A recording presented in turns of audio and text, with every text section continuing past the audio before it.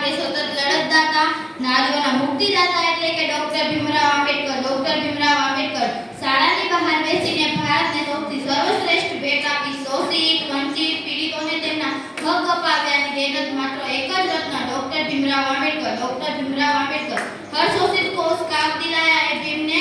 हर शोषित को उसका हक दिलाया है भीम ने. भारतीय नारी का सम्मान बनाया है भीम ने.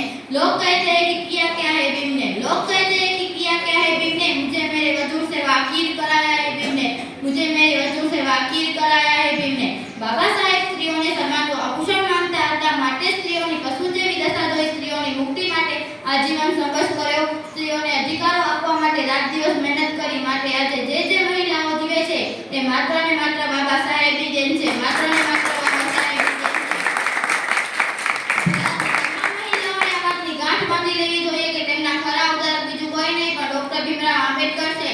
ડોક્ટર ભીમરાવ આંબેડકર છે. પરંતુ અફસોસની વાત તો એ છે કે જેના થકી મહિલાઓને પોતાનું અસ્તિત્વ મળ્યું તેના ખરા ઉદાહરકને તે સમજી નથી શકતી. તેના ખરા उदाहरण ते समझी नहीं सकती. स्त्री को देवी मानने की जरूरत नहीं है, स्त्री की पूजा करने की जरूरत नहीं है. स्त्री को देवी मानने की जरूरत नहीं है, स्त्री की पूजा करने की जरूरत नहीं है. डॉक्टर भीमराव आंबेडकर जी कहा करते थे, स्त्री को सम्मान और बराबरी का